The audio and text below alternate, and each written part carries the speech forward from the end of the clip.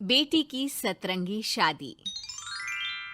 मालिक, बहुत रात हो गई है। अभी तक मनीषा बिटिया दफ्तर से घर नहीं आई। अरे डोंट वरी रामू, आ जाएगी। समझदार और पढ़ी लिखी लड़की है, ऊपर से अपने फौजी बाप की तरफ बहादुर भी है। तुम जाकर खाना लगाओ रामू, वो आती ही होगी। जी मालिक। मनीषा मनोहर की इकलौती बेटी थी। मनीषा की माँ का उसके बचपन में ही स्वर्गवास होने और मनोहर के फौजी होने के कारण मनोहर ने अपनी बेटी को बिल्कुल लड़कों के जैसा ही पाला था। उस दिन देर रात को मनीषा का इंतजार करते हुए मनोहर और उसका नौकर रामू बात कर ही रहे थे कि मनीषा अपनी कार में ऑफिस से घर आती है। अरे रामू काका, बड़ी भूख लग रही है, जल्दी से खाना लगा दो। और कल मेरे कुछ खास क्लाइंट्स घर पर लंच के लिए भी आ रहे हैं, तो कुछ अच्छा सा बना देना। और बताओ मनीषा बेटा, ऑफिस का काम कैसा चल रहा है? एकदम जबरदस्त चल रहा है पापा। इनफैक्ट कल की प्रेजेंटेशन में तो मैंने 2 करोड़ की डील फाइनल कर दी और अगले हफ्ते हमारी कंपनी नया प्रोडक्ट लॉन्च करने वाली है। पता है पापा, मुझे इसका हेड बनाया जा रहा है। अरे वो ये हुई ना मेरी शेर बेटे वाली बात। वेरी गुड बेटा। रामू उस घर में पिछले 28 साल से नौकरी कर रहा था, तो वो घर के सदस्य जैसा ही था। रामू मनीषा को चिढ़ाते हुए कहता है, मनीषा बिटिया, आप कल बाजार से थोड़ी सब्जियां लेकर आओगी? कल तो आपके दफ्तर की छुट्टी भी है। काका, मैं आपको अपना मोबाइल दे देती हूँ, आप ऑनलाइन सब्जियाँ मंगवा लेना, मैं पेमेंट कर दूंगी। वो क्या है कि मुझे घर के कामों से थोड़ी एलर्जी है। ठीक है बिटिया। 2 हफ्ते बाद मनोहर को उसके दोस्त किशन का फोन आता है। अरे मनोहर, हमारी मनीषा बेटी के लिए एक बहुत अच्छा रिश्ता आया है। लड़का इंजीनियर है दुबई में। तू कहे तो बात आगे बढ़ाऊं? हाँ, रिश्ते की बात तो आगे बढ़ा ही सकते हैं, लेकिन लड़के वालों की कुछ शर्तें भी तो होंगी ना, मतबला लेन देन वगैरह। अरे यार, लेन देन जैसी तो कोई शर्त नहीं है उनकी। बस लड़की पढ़ी लिखी और घरेलू होनी चाहिए, जो कि यहाँ इंडिया में अपने सास ससुर की सेवा करे और घर संभाल सके। अरे यार किशन, तू तो मनीषा को जानता ही है। पढ़ी लिखी और जिम्मेदार तो है वो, लेकिन घर के नहीं बाहर के कामों में मुझे नहीं लगता कि वो मानेगी।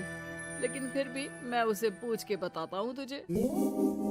मनोहर अपनी बेटी से उसके लिए आए रिश्ते की बात करता है और उसे लड़के वालों की शर्त के बारे में भी बताता है, जिस पर मनीषा कहती है, पापा आप तो जानते हैं ना कि मुझे घर के कामों में कोई इंटरेस्ट नहीं है और आपने मुझे पढ़ा लिखा के अपने पैरों पे खड़ा होना सिखाया। क्या इस दिन के लिए कि एक दिन मैं शादी करके किसी का घर संभालूं? ना, मुझे नहीं करनी शादी वादी, आप मना कर दो उन्हें। इतना कहकर मनीषा घर से बाहर चली जाती है। रास्ते में उसे उसकी फ्रेंड का फोन आता है, जो उसे बाकी फ्रेंड्स के साथ एक रेस्टोरेंट में बुलाती है।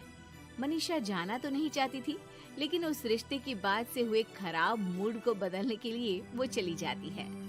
मनीषा और उसके दोस्त एक टेबल पर बैठे होते हैं कि उसकी नजर उसी रेस्टोरेंट में गिटार बजा रहे एक लड़के पर पड़ती है, जो मनीषा की फेवरेट धुन बजा रहा होता है। मनीषा झट से सारी बातें भूलकर उस गिटार की धुन में खो जाती है। थोड़ी देर बाद सब उस लड़के की परफॉर्मेंस पर तालियां बजाते हैं, तो मनीषा भी स्माइल करके तालियां बजाने लगती है। उसी शाम जब मनीषा घर जा रही होती है, तो उसे वही लड़का दिखता है जो रेस्टोरेंट में गिटार बजा रहा था। वो अपनी गाड़ी रोककर उससे पूछती है कि हाय, तुम वही हो ना जो थोड़ी देर पहले रेस्टोरेंट में गिटार बजा रहे थे? I am so impressed with your talent. Actually वो मेरी फेवरेट धुन थी। जी थैंक यू। ये मेरा शौक भी है और इससे मेरी थोड़ी बहुत गुजारे लायक कमाई भी हो जाती है। अच्छा, और क्या करते हो? जी मैं कॉफी बहुत अच्छी बनाता हूँ,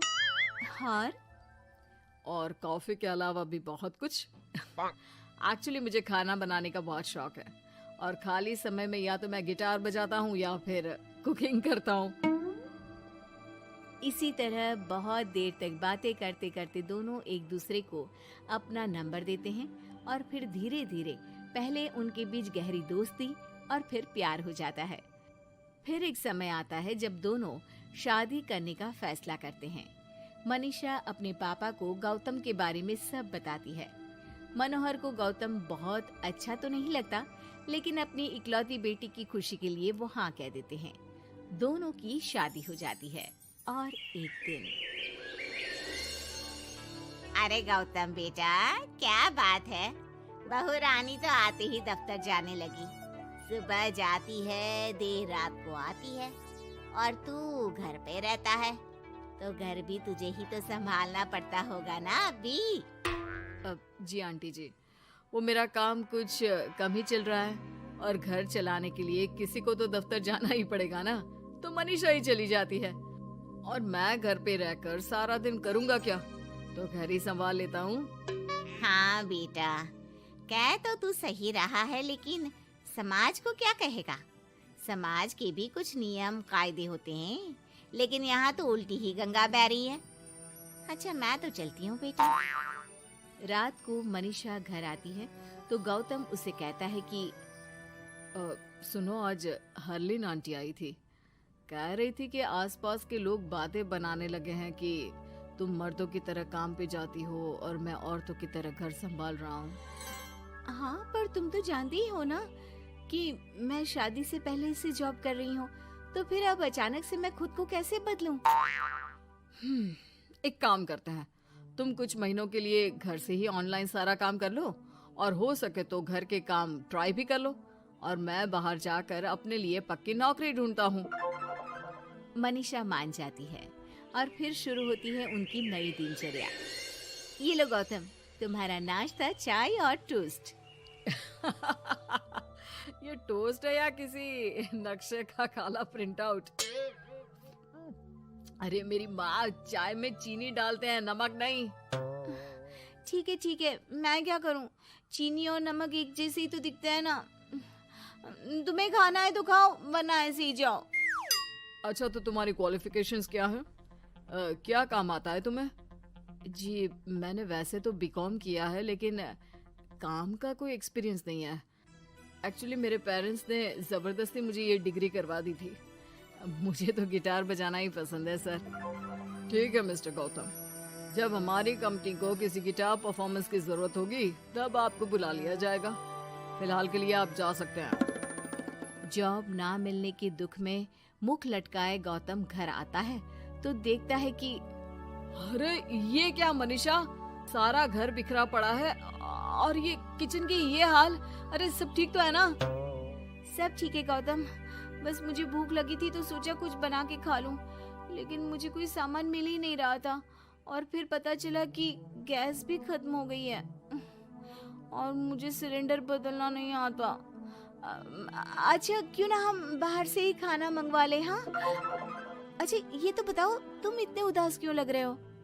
अरे क्या बताऊं, मुझे नौकरी नहीं मिली, लगता भी नहीं कि मिलेगी कभी।